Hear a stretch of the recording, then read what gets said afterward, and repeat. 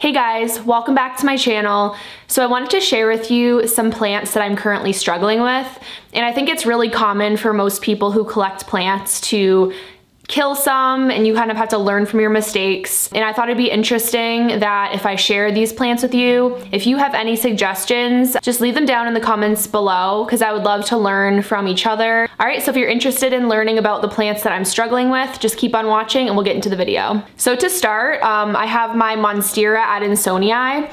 When I first bought this, it was from Logi's. It was thriving, it was beautiful, it had 4 leaves and it was growing a 5th one. And then over time, it started to gradually go downhill. It lost 2 of the leaves and I thought maybe that was just like the natural life cycle of the plant. But then I noticed that the root system seemed a little weak and the plant was kind of drooping. So I completely removed it from the pot that it was in. And now I'm just trying to water propagate the stem part to build up the roots again.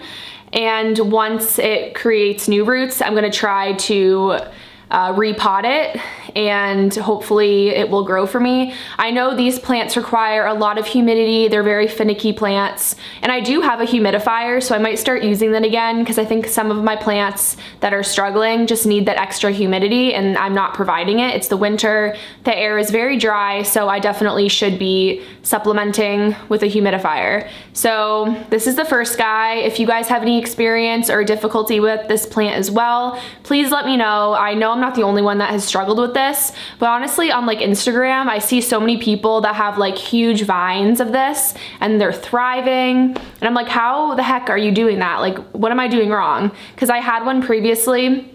It was a different variety of the monstera. I think it starts with an F, like Frederici or something. It's actually different from the adansonii. They're commonly mixed up with the naming, and it also struggled for me. So I don't know. I can't really tell what this plant wants. I think it is the lack of humidity that is causing it to struggle, but let me know what you guys have experienced with this plant. So the next plant I'm gonna show you is a begonia, and begonias do require a lot of humidity as well. And I am also gonna keep this with a humidifier. I'm gonna start turning it on. And I think that's why this plant is getting really dried up. You can see that the leaves kind of look yellow and they're browning. It just looks really sad. This plant used to be beautiful and now it's just going downhill. I'm really hoping I can save it. I know some people like to mist their plants that really like humidity, but personally I haven't tried this. So do you guys mist your begonias with water? Do you feel like that helps with the humidity level? I would love to know. And my other begonia, the whitey eye, is the same. It's really crispy. It's struggling and it might die, but I'm hoping I can save it. So we'll see how that goes. The next plant that I'm kind of struggling with is my Thanksgiving cactus. So some of the growth is kind of like wrinkly and deflated. So like that guy in the front is kind of like wrinkly and just like, I think it's dying. And honestly, I think some of the growth is kind of dying away because I treated many of my Christmas cacti for thrip and I used, oh, that's my dog. Say hi, Kona. Hi. I used a spray on my plants to treat them for thrip, and I think that has damaged the new growth.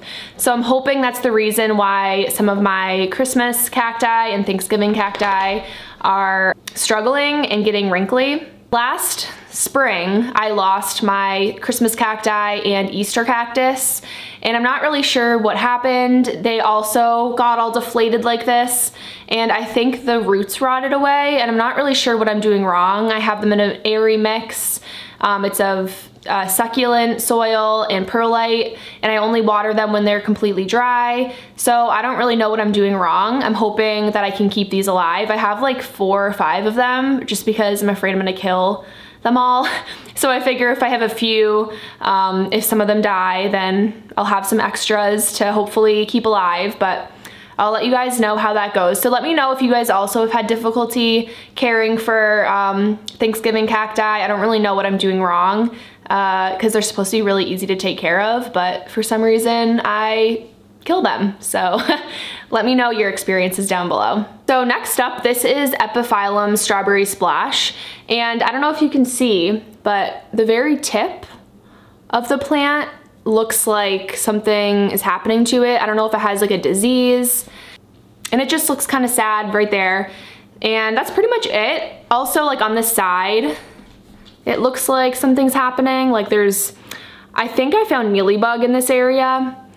So I treated it with rubbing alcohol to kill the mealybug. So I don't know if he's like infested with something. And I'm honestly kind of confused about the care for this type of plant. I've heard some people say don't water it at all in the winter, and some people say to water it a little bit. So if you guys have any experience caring for Epiphyllum, I have looked at Desert Plants of Avalon, her channel, and she has lots of Epiphyllum that are thriving. Even after looking at her videos, I'm still not sure about the water requirements. Maybe I'll reach out to her personally, but I would love to know your experiences caring for this type of plant, because I'm kind of confused as to what it wants, and I don't know what this is at the top and why it looks kind of wrinkly. So yeah, let me know what you guys think, what I should do. I thought I saw a bug. Yeah, I want him to flower for me. The flowers in this plant are beautiful, and it's not gonna happen if he dies in my care, so let's hope he doesn't die. So the last plant that I'm struggling with is Hoya David cummingii. This plant was doing so well in my eastern window. It was thriving, it was growing beautiful green leaves, it was blooming for me all the time. Then all of a sudden, the leaves started to get wrinkly and like deflated looking. So let me try to show you on camera. It might be kind of hard to see. But like the leaves are getting all curly and just wrinkled.